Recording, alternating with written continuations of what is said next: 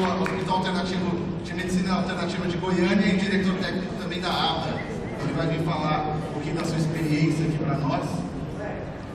Oi. Novo especialista em Ayurveda. Vamos lá?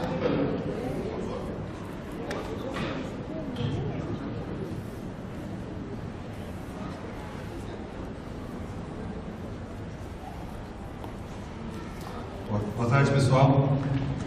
Eu sei que está todo mundo assim já cansado, alguns deitados, outros com sono. Eu tinha pensado em fazer assim uma breve dinâmica, né, para a gente dar uma ativada na energia. Eu pensei assim, a gente podia fazer uma dinâmica que já tenha também um motivo, né, que já possa também assim expandir nossa energia direcionada para alguma coisa. Então, eu queria propor assim para todo mundo, para a gente fazer assim um agradecimento bem especial, bem barulhento, vale palmas, vale assovio, vale pretinho, vale bravo, vale tudo que vocês quiserem, para a gente agradecer aos professores indianos, né? Assim todo mundo ficar de pé, virar para eles e fazer bastante barulho e agradecer a presença deles. Dr. Partha Sarathy, Dr. Dhar Krishna.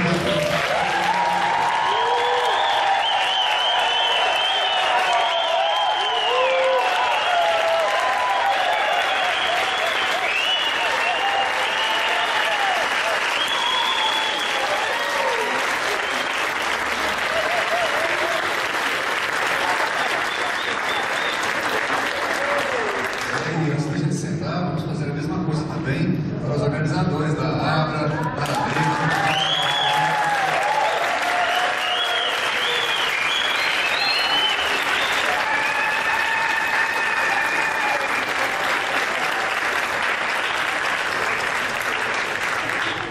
Já movimentou essa energia, dirigindo assim gratidão, né, agradecimento aos coordenadores, aos professores desse grande evento. Minha função agora está mais fácil, porque realmente depois de todas essas palestras maravilhosas, né, o tema que ficou para mim é como a gente trazer isso para o Brasil de uma forma científica, como a gente poder assim trazer credibilidade, confiança, cientificidade para o Ayurveda no Brasil. Né? Eu sei que já temos assim vários movimentos em relação a isso. Os cursos de pós-graduação são exatamente esse movimento que as pessoas têm que fazer no final do TCC, tem que fazer uma pesquisa. Quem já participou do curso de graduação da Abra aqui? Os alunos do curso de graduação são 2 cursos já, né? Então já temos assim pessoas que estão pesquisando, né? Oi? Abra Naradeva na verdade, né? Naradeva. Isso, agora tem mais gente.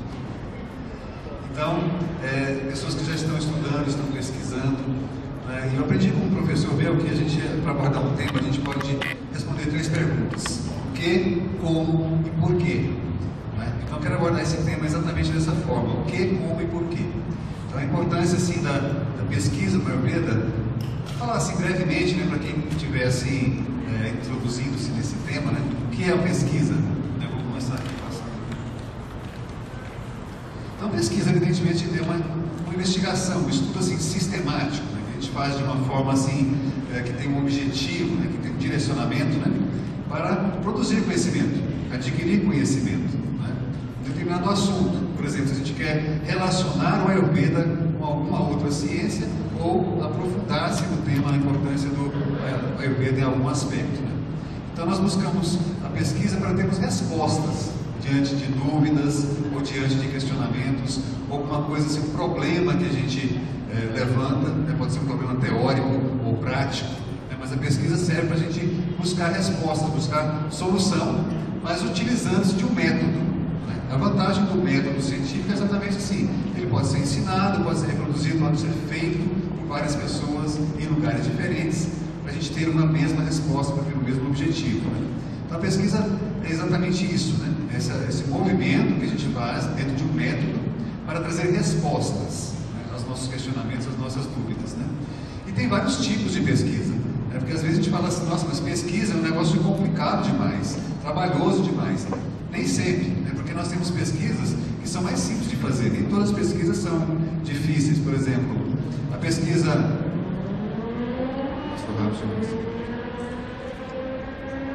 bibliográfica, ela não é tão difícil de fazer, e ela é valiosa, especialmente quando nós temos uma ciência como o Ayurveda, que tem tantos textos clássicos, né?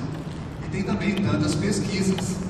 Nós temos muitos institutos de pesquisa, inclusive o AVP tem um centro de pesquisas, tem publicações, tem revista, inclusive, né?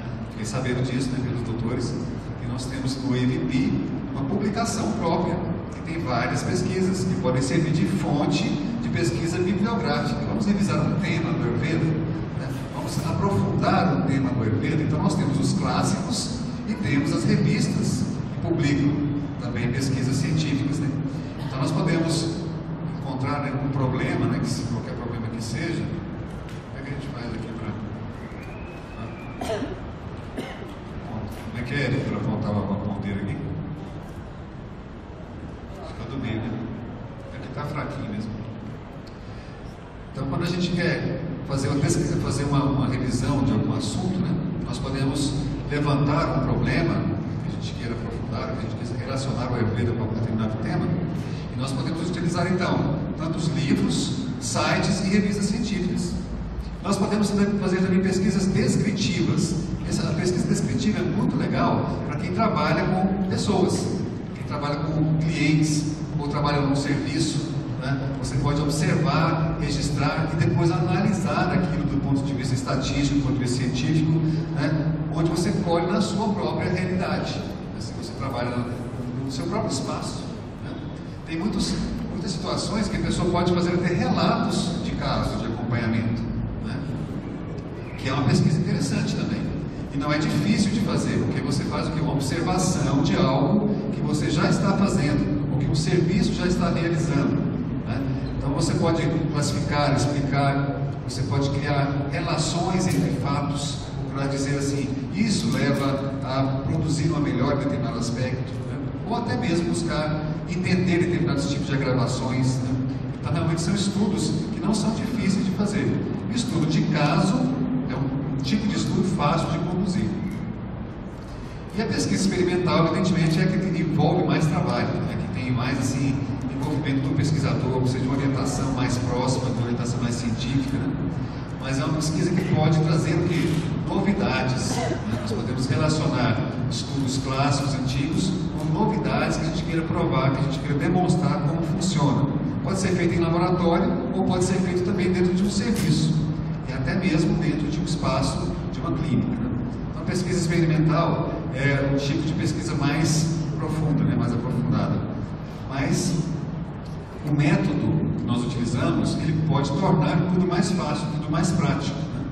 Então, por exemplo, eu achei esse trabalho que eu gostei, achei interessante, que tem 4 práticas operacionais que a gente pode desenvolver em forma de perguntas para elaborar um trabalho de pesquisa, né? Um problema, você tem um problema, você tem uma pergunta, você tem uma dúvida, né, em relação a algum assunto dentro do Ayurveda. Você formula uma hipótese, você vai coletar os seus dados e depois interpretar os resultados. Quer dizer, são 4 passos que resumem, né, o que você quer fazer, né? Eu quero, por exemplo, será que o Abhyanga, o Shirodhara, pode ter uma ação importante em pessoas que têm ansiedade, pessoas que têm insônia, por exemplo, né? Então, formula essa hipótese. Eu acho que sim, porque ele reduz vata, né, porque ele acalma o sistema nervoso. Você pode formular essa hipótese, depois fazer uma série de acompanhamento com pacientes, com clientes que você está acompanhando, relatar, né, a experiência que você teve, as queixas, os resultados, e depois interpretar isso com a ajuda de uma estatística, com a ajuda do pesquisador, para te dizer se esses dados realmente são significativos. Quer dizer, são 4 passos que tornam fácil mesmo a pesquisa experimental. E as fases do trabalho também, quando você lista elas assim em sequência, você acaba vendo assim que também pode ser fácil você conduzir qualquer projeto de pesquisa científica se você segue os passos. Primeiro, escolher o tema e delimitar o tema. Você vai restringir o tema em determinado assunto que você quer.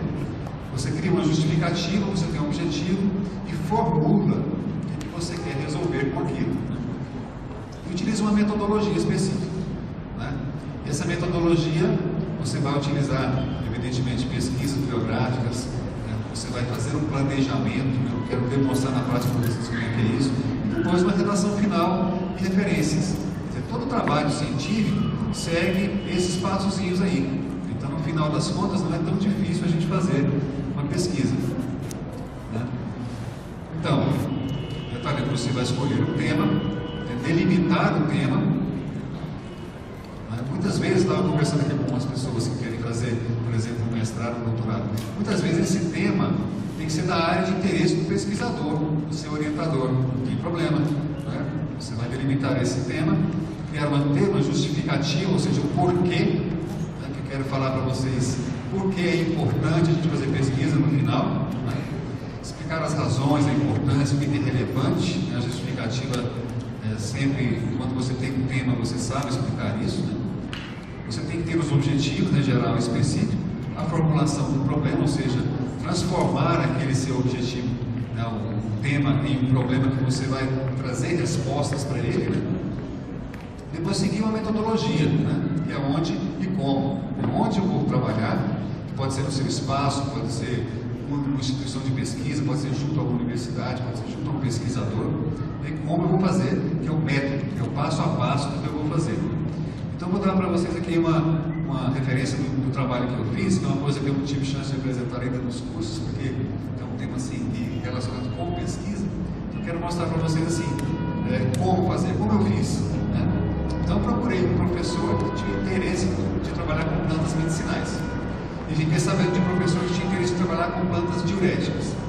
Então, escolhi uma planta, quem quiser torbense, né? E fizemos esse trabalho, avaliação de atividade diurética e segurança do uso da cavalinha em humanos saudáveis.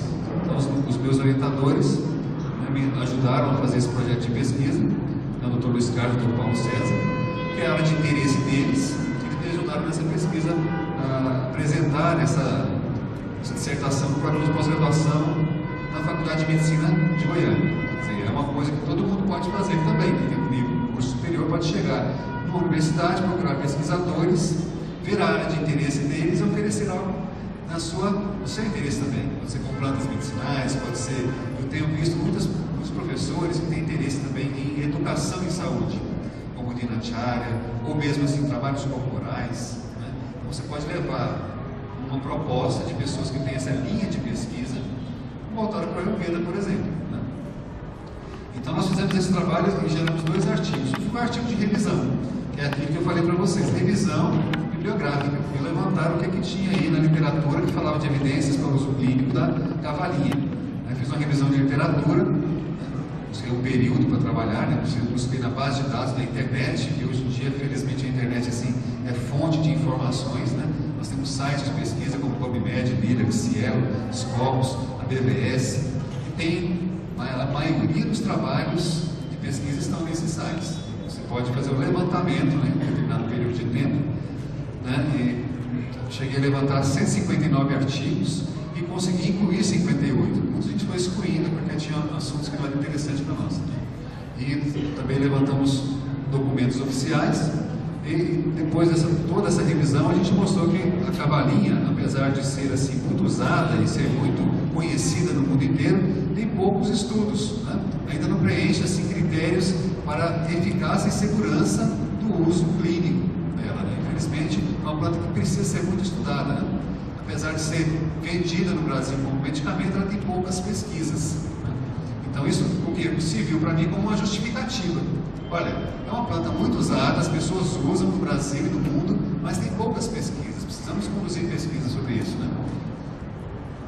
E conseguimos publicar esse artigo nessa revista, que é uma revista indiana. Estava falando até com o Dr. Partha Sarathy sobre essa revista. E fizemos um artigo 2, que foi exatamente o estudo clínico, na avaliação a curto prazo da atividade diurética e segurança e efeito sobre a excreção de eletrólitos catabólicos urinários da cavalinha. O que ela faz na função renal? Ela tem efeito diurético e efeito nos eletrólitos, né? Então, os nossos professores me ajudaram também, contei com a colaboração de muita gente. É interessante que no centro de pesquisa tem vários estudantes que têm interesse em ajudar. E apareceu o nome deles também depois no artigo, né? Então, essa pesquisa, nós fizemos um método experimental, um estudo experimental. Todo mundo tem que fazer um termo de compromisso, né, livre esclarecido, né, participar de uma pesquisa científica, né? Então, nós fizemos um estudo clínico, ensaio clínico duplo cego, randomizado e cruzado. Cruzado significa assim que todo mundo vai tomar todas as intervenções que nós vamos propor, né? nós comparamos o efeito da cavalinha com a hidroclorotiazida e com o placebo. Então nós fizemos 3 grupos, né? A cavalinha, hidroclorotiazida e placebo. 36 voluntários no total utilizaram ou equiseto armense, ou hidroclorotiazida, ou placebo. Então nós fizemos um projeto para comprar esses materiais, né? Farmácia de manipulação. Fizemos a randomização dos voluntários, dos 36 voluntários, de forma que o estudo ficou sendo cruzado, ou seja, todo mundo passou pelas 3 intervenções. Isso, segundo os nossos estatísticos, aumenta, né, a credibilidade do estudo, né? Então, cada voluntário foi controle de si mesmo. Ele usou as 3 intervenções e a gente mediu a ação dos 3 produtos, né, deles, né, cada uma das pessoas. Então, fizemos assim essa sequência, né, sequências de aplicação dos produtos, né, grupos A, B e C. Então, na primeira sequência, nós tivemos 6 sequências, né? Depois, cada um tomou o seu produto, né? Grupo A, B e C. Aí temos um período de washout, né? Que é um período de limpeza do organismo, de 10 dias. Fizemos a segunda etapa, onde a gente inverteu os grupos, né? Quem estava no A passou para o B, quem estava no C passou para o A, e assim por diante. Até a terceira etapa, né? Todo mundo passou pelos 3 produtos. Todo mundo tomou os 3 produtos. Então, nós fizemos a intervenção com a mesma aparência. Ninguém sabia a diferença de um produto para outro. Ninguém sabia o que estava tomando. Eu não sabia, o pesquisador, o orientador não sabia, o paciente não sabia. Só no final que a gente foi abrir o segredo, né? A gente chegou à conclusão, então, depois de ter aberto, né, que a intervenção A era equiseto armense, na dose de 900 mg, uma cápsula 3 vezes ao dia. A intervenção B era hidroclorotiazida, 25 mg por dia. E a intervenção C era um placebo, que também tomava uma cápsula 3 vezes ao dia, tinha um amido, né? E nós fomos medir então o efeito diurético. Utilizamos o balanço hídrico para saber a diferença entre o que a pessoa bebia e o que ela urinava, né? E também efeitos sobre eletrólitos e catabólitos urinários. E chegamos à conclusão, né, que, primeiramente, fizemos testes estatísticos para fazer o controle máximo possível, né, porque os pacientes não foram internados, né? E determinados os parâmetros da vida real impactavam os resultados, então nós fizemos testes estatísticos para minimizar esse impacto, né? Tudo que a gente conseguiu, padronização e randomização desses pacientes, né, desses voluntários. E aí nós fizemos então a tabela mostrando o resultado, né? Ali naquela seta, né, tá o balanço hídrico 0. O que interessa para nós é o balanço negativo, né, que significa que a pessoa urinou mais do que tomou. Então, para baixo é interessante, o balanço hídrico positivo para nós não é interessante. Então, o grupo A, que foi o equiseto armense, ele teve um efeito diurético bastante interessante, né? Junto com a hidroclorotiazida também, né? Um balanço hídrico negativo, os dois tiveram balanço hídrico negativo, enquanto que o placebo teve balanço hídrico positivo, ele não teve ação diurética, né? E as análises estatísticas mostraram que houve diferença significativa na comparação do grupo A e do grupo C. Quer dizer, a cavalinha foi superior ao placebo. O grupo B também foi superior ao placebo, mas não houve diferença entre hidroclorotiazida e cavalinha, eles foram semelhantes, né? A cavalinha pareceu um pouco maior, mas não foi significativo, elas foram semelhantes na ação diurética delas, né? Então, o balanço delas foi parecido no final. Então, a conclusão é que a cavalinha teve um efeito diurético, com base no cálculo de balanço hídrico, né? E não apresentou alterações na expressão de catabólitos urinários. Não houve alteração na eliminação de cloro, de potássio, de sódio, não apresentou alterações no final. E também a gente fez uma observação em relação à segurança de uso e demonstramos que não houve efeitos colaterais, não houve alteração dos exames bioquímicos, né? Então, ou seja, a cavalinha se demonstrou segura para uso agudo, né? Função hepática, renal, eletrocardiograma, a parte hematológica, e também não tivemos assim reações colaterais significativas. Então a gente teve um resultado bom desse estudo no final, né? Então, na conclusão, a gente fala que na verdade novos estudos são necessários, porque a gente demonstrou que ela tem uma ação diurética em voluntários saudáveis, mas será que ela tem também algum efeito para pessoas portadoras de alguma doença? Então, de novo, eu fui conversar com os meus orientadores. Olha, será que a gente pode fazer um trabalho com pacientes? Né? Aí o meu orientador era um cardiologista, né? Então, ele topou fazer um trabalho novo, que a gente está desenvolvendo agora. É um ensaio clínico duplo cego controlado e randomizado para testar a efetividade e a tolerabilidade do estado seco randomizado de cavalinha com hidroclorotiazida como comparar os dois, agora em pacientes portadores de hipertensão arterial leve, ou seja, estágio 1. Né? Então começamos novamente a pesquisa, né? Programa de pós-graduação, agora para obter título de doutorado, com a mesma equipe, só que a gente inverteu. Quem era orientador passou a ser orientador, e o meu orientador passou a ser o orientador nessa fase agora. Então a gente está conduzindo essa pesquisa ainda, com o objetivo de avaliar esse efeito antihipertensivo. Será que a cavalinha tem ação diurética que reflita como ação antihipertensiva? A gente vai fazer esse estudo e comparar com a hidroclorotiazida. É interessante que a gente já conseguiu submeter esse trabalho a 2 editais diferentes, né, para ver se a gente consegue financiamento, porque o Ministério da Saúde está abrindo vários editais para linha de pesquisa com fitoterápicos e com práticas integrativas e complementares. Esse ano já tivemos pelo menos 3 editais que contemplam práticas integrativas e complementares. Mas é um bom momento para a gente se associar a pesquisadores e colocar nossos projetos, né? Colocar nossas ideias. Né? Nós vamos fazer a mesma coisa, assim, só que não vai ter o que? Evidentemente não vai ter placebo, porque nós estamos trabalhando agora com pacientes portadores de uma doença. Né? Esse é um ensaio clínico duplo cego randomizado fase 2B, né, que a gente já está trabalhando com pacientes, né? E comparar os dois, apenas cavalinha com hidroclorotiazida, para ver se no final a gente vai ter algum resultado como um efeito antihipertensivo. Né?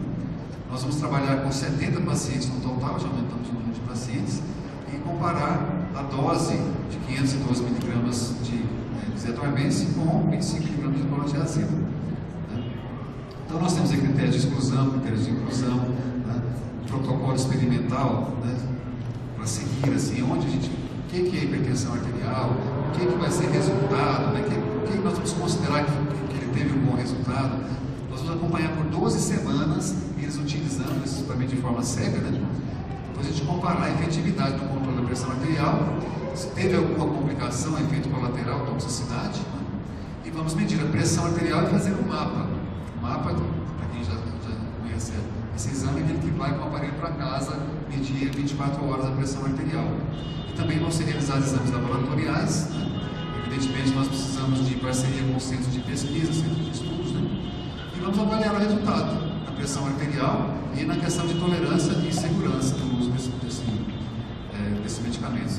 Bom, com isso a gente espera avaliar a eficácia, se ele tem realmente algum efeito, se a cavalinha pode ajudar pessoas com pressão alta e se tem uma relação de equivalência com a hidroclorotiazida. Bom, então essas são as pesquisas que a gente está conduzindo, né, demonstrando assim como a gente pode fazer. Então, o ideal é a gente se associar a pesquisadores, até a gente poder um dia ser também um pesquisador. Né? O meu desejo é poder depois orientar as pessoas que querem trabalhar pelas práticas integrativas com as suas pesquisas. Né? Agora, rapidamente, quero comentar com vocês por quê.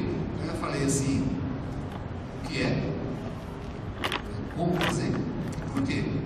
Por que é interessante a gente fazer? Porque eu vou dizer para você o seguinte: se a gente não fizer, nós vamos ser engolidos, né, pela medicina convencional.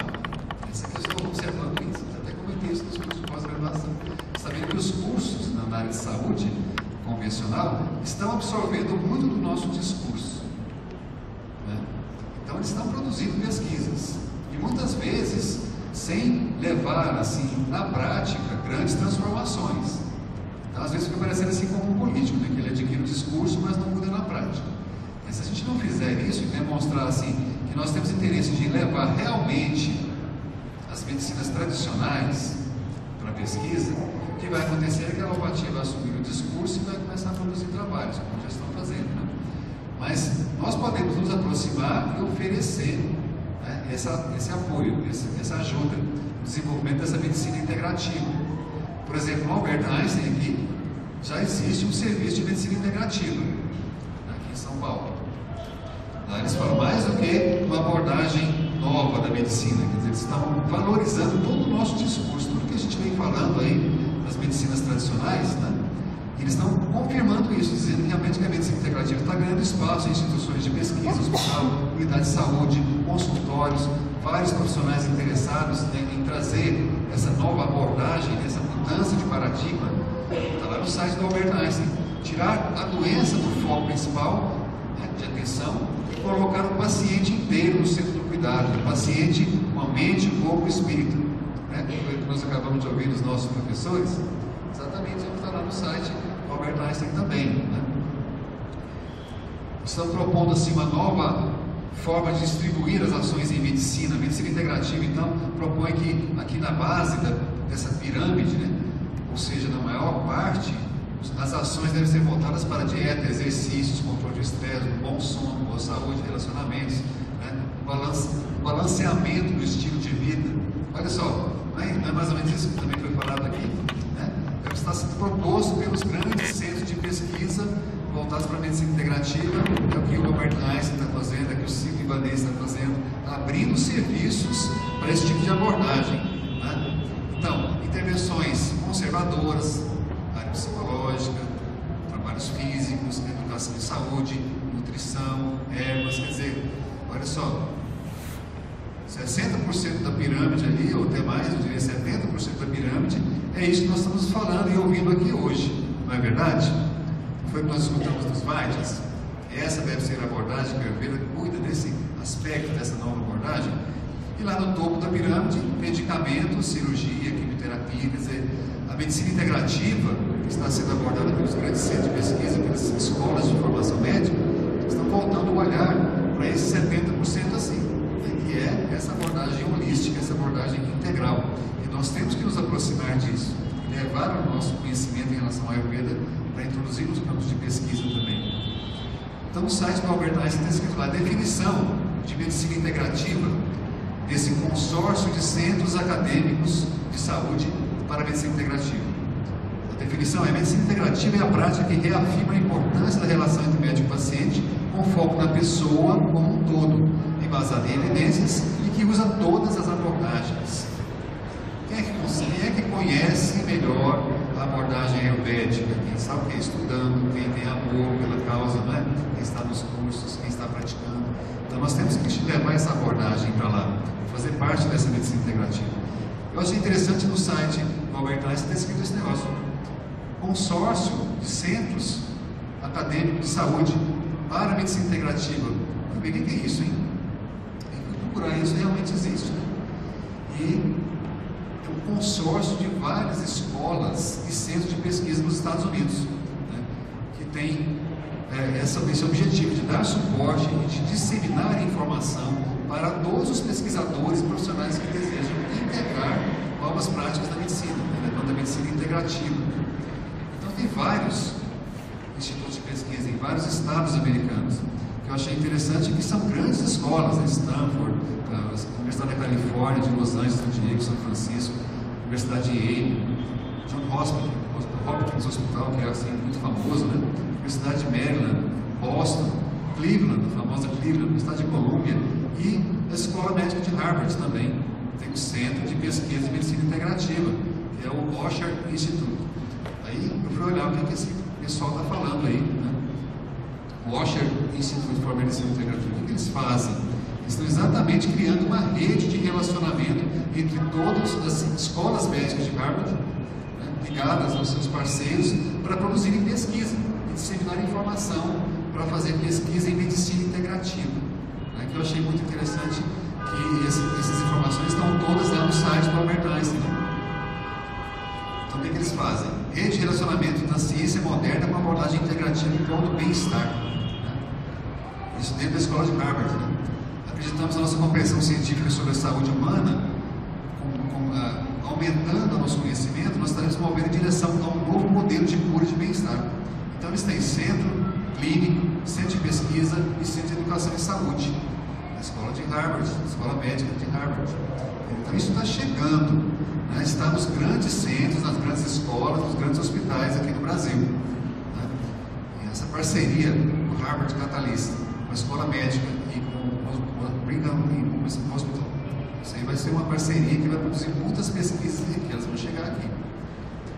O que eu achei interessante também na definição do Albert Einstein, que é a medicina integrativa, essa forma então integral e completa, você abordar todos os aspectos relacionados à produção de saúde, produção de bem-estar, né, combinando a medicina convencional com as práticas complementares, que se tenham demonstrado mais promissoras, né.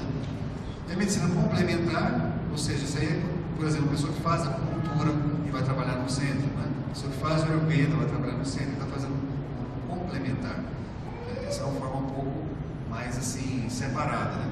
E a medicina alternativa, eles chamam do que se usa em substituição, né? Que não se aconselha, né? Assim, eles estão procurando cada vez mais não recomendar fazer uma substituição, eles estão recomendando fazer o quê?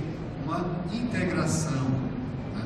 Fazer uma integração, que se possa fazer a abordagem completa, como o doutor Jacques Krishna falou, a Ayurveda, o doutor Partha Sarathy também falou, a Ayurveda convive bem com a medicina moderna, você pode usar os recursos diagnósticos, você pode usar a abordagem, mas utilizando a Ayurveda como a forma de compreender e a forma de atuar, né? Então seria uma abordagem dessa linha de medicina integrativa.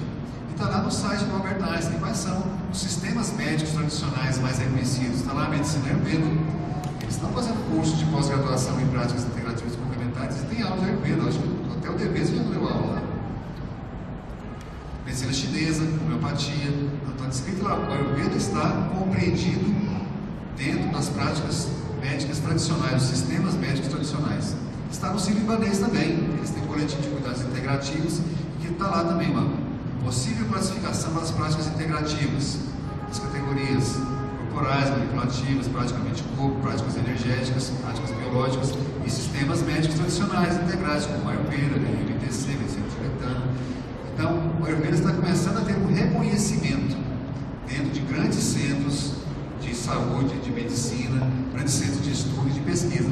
Então é nossa hora de aproximar e demonstrar nosso interesse em produzir pesquisa, em produzir conhecimento para o Ayurveda.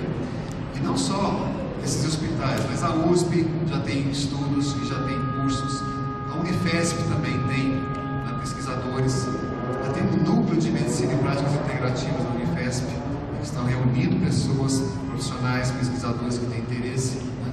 Está circulando, eles citam também a medicina ayurvédica com racionalidade médica, né? Quer dizer, está crescendo isso. A Unicamp também tem um laboratório de práticas alternativas complementares integrativas, né? Dentro do Departamento de Saúde Coletiva.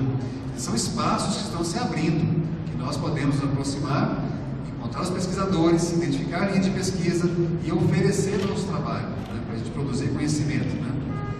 Então, assim, para finalizar aqui, qual o primeiro passo? Busca orientação, né? Busca orientação de quem está fazendo, universidades, faculdades, institutos de pesquisa, institutos de pós-graduação, tem muitos pesquisadores também, ou mesmo profissionais que já fazem pesquisa, que têm linha de pesquisa, profissionais de estatística. Nós vamos ter em Goiânia um Congresso Internacional de Ayurveda. Eu recebi ontem um trabalho do Dr. Carlos Chesta, onde ele coloca assim, a prática dele em parceria com uma doutora em estatística. Ele foi analisar, junto com a estatística, resultados que ele teve. Então, construiu tabelas, construiu gráficos, está demonstrando, vai apresentar esse trabalho dentro da Goiânia para a gente, né? Então, na verdade, o Ayurveda propõe exatamente isso, né? Ela é uma medicina integrativa, que trata a pessoa e não apenas as doenças, né? Então, a abordagem que eu estou querendo trazer para vocês é essa, assim, vamos ampliar a nossa abordagem científica. Vamos demonstrar que o Ayurveda, ele é eficaz, né?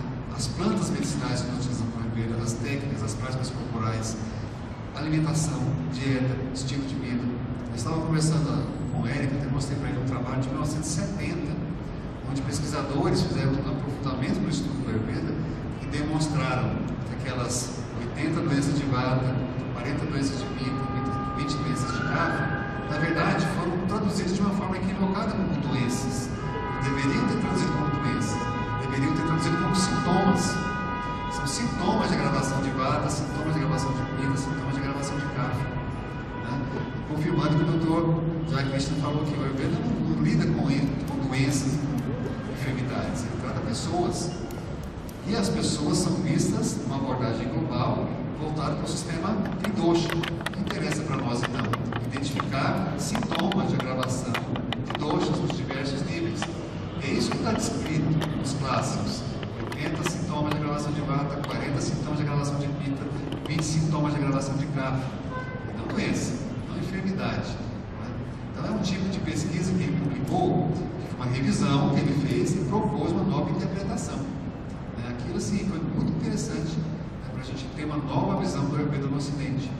No Ocidente nós temos uma mania, né, de dar nome de doenças para coisa. Aconteceu a mesma coisa com a acupuntura. Traduziram tudo em nome de órgãos ocidental, né, nome ocidental, fígado, vesícula, né, Sanghas. Não era assim. Na verdade, a medicina tradicional chinesa tem os nomes das grandes funções e não de órgãos. Hoje está se resgatando isso. Então, estudos de revisão, estudos de bibliografia são muito importantes também. É um estudo mais fácil de fazer, mais prático, que demora menos tempo e pode traduzir em grandes resultados para nós. Bom, eu quero só fazer uma divulgação para vocês então do nosso congresso de Ayurveda. Eu estou com um slide aqui, mas eu quero falar para vocês o seguinte: nós vamos, a partir de amanhã, a partir de segunda-feira, na verdade, vamos fazer uma divulgação ampla. Eu não quis fazer uma divulgação antes de terminar esse congresso aqui, esse encontro aqui, para não misturar as informações, mas a partir de segunda-feira a gente vai fazer uma ampla divulgação do Congresso Internacional de Ayurveda, onde a gente vai trazer também vários indianos, vamos trazer médicos argentinos e vamos reunir, como eu estou brincando assim, todo mundo que já faz Ayurveda há milênios aqui no Brasil, todo mundo que já está há milênios estudando Ayurveda, praticando Ayurveda aqui no Brasil, a gente vai reunir em Goiânia. Então, todos os estudantes, de todos os cursos, de todas as áreas, de todas as linhas, nós estamos convidando todas as pessoas para a gente ter assim um fórum de debate. Né? O que eu acho interessante, assim, aqui nós tivemos a oportunidade de ter assim, mesa redonda, perguntas e respostas, mas muitas vezes o que é mais importante é o que vem depois. Né? O fórum de debate que vem depois, via internet, via grupos de internet, de discussão, é que torna o conhecimento sendo produzido ao longo do tempo. A gente vai segunda-feira encaminhar para vocês essa proposta de vocês participarem do Congresso Internacional de Ayurveda em Goiânia, que vai ser de 12 a 14 de novembro. Tá? Muito obrigado pela atenção de vocês. Tenham um bom final de